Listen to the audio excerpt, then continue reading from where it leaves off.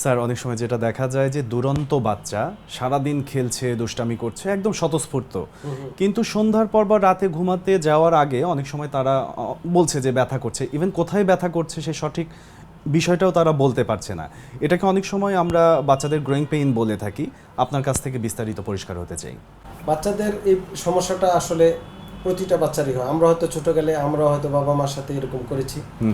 তো দেখা যায় যে বাচ্চা স্কুলে গিয়েছে বা খেলতে গিয়েছে, কোনো প্রবলেম নাই, রাতে যখন আসে বা ঘুমাতে যায় তখনই কান্নাকাটি করছে যে তার স্পেশালি পায়ের মাংস, কাপ মাসেল যেটা সেটা বা নিচে পায়ের পাতা হতে পারে, যে পেইনের কথা বলো। তো গ্রোথ পেইন এটা কোনো একটা মানে খুব খারাপ কিছু না, এটা ন্যাচারালি বাচ্চাদের যে চাহিদা, মানে খাবারের চাহিদা যদি পর্যাপ্ত না হয়, ধরেন বাচ্চারা কি খায় বেশিরভাগ এখন দৌড়াদৌড়ি করছে, পানি খাচ্ছে না, দৌড়াদৌড়ি করতেছে দুধ ডিমের মানে ভালো পুষ্টিকর খাবার অভাব, চিপস খাচ্ছে বা বিভিন্ন ফাস্ট ফুড, বাইরে খাবার, চকলেট, এটা সেটা খেয়ে থাকতেছে, তখনই ঘাটতিগুলো হয় যখন, তখনই তার এই পেইনটা দেখা দেয়। আচ্ছা, তো এইটা ন্যাচারালি ঠিক হয়ে যায়।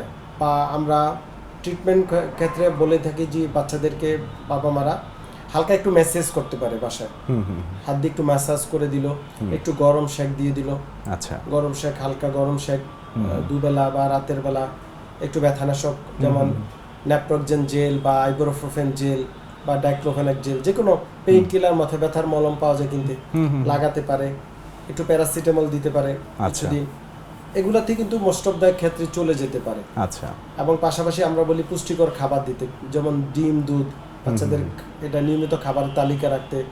ভিটামিন ডি এর অভাবে অনেক সময় হতে পারে, ভিটামিন ডি চিকিৎসকের পরামর্শে, বা জিঙ্ক, তারপরে ম্যাগনেসিয়াম, ম্যাঙ্গানিজ, এই জাতীয় সাপ্লিমেন্ট অনেক সময় দিলে, বা ক্যালসিয়াম, এই সমস্যাগুলো মোস্ট অফ দ্য ক্ষেত্রে গ্রোথ পেন চলে যায়। এখানে ভয় পাওয়ার কোনো কারণ নেই।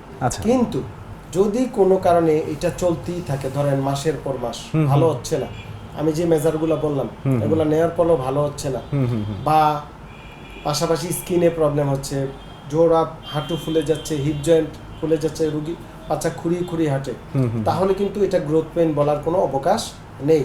তাহলে অবশ্যই দ্রুত নিকটস্থ চিকিৎসকের শরণাপন্ন হতে হবে।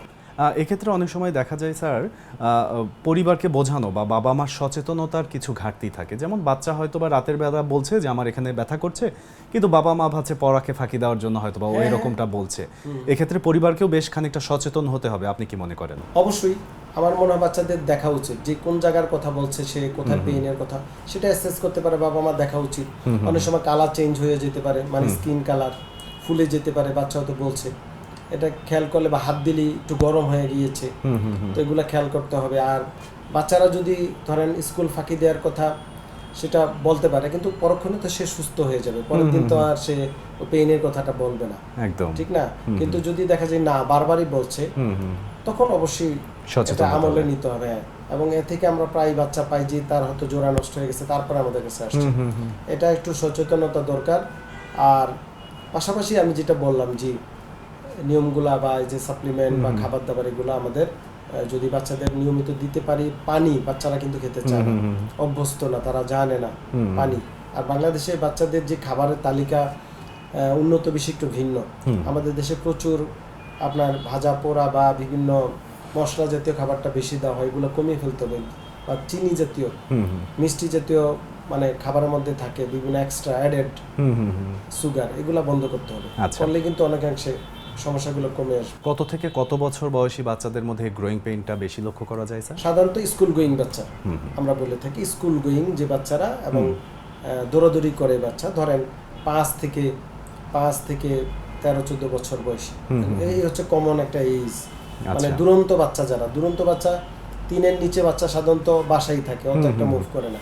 3-এর উপরে গেলেই তখন সে বের হয়, মাঠে যায়, দৌড়াদৌড়ি, বা স্কুল যখন পাঠায়, স্কুলে গিয়ে তো মাঠ থাকে, বা ওখানে বাচ্চাদের সাথে খেলাধুলা করে, তখন এই প্রবলেমটা আসতে পারে। গ্রোয়িং পেইনের আসলে নানা প্রতিকার এবং এটার বিভিন্ন লক্ষণগুলো আপনি আমাদেরকে খুব সুন্দরভাবে পরিষ্কারভাবে বুঝিয়ে দিলেন। অনেক ধন্যবাদ স্যার। আপনাকে অনেক ধন্যবাদ। নাগরিক টেলিভিশনকে অসংখ্য ধন্যবাদ।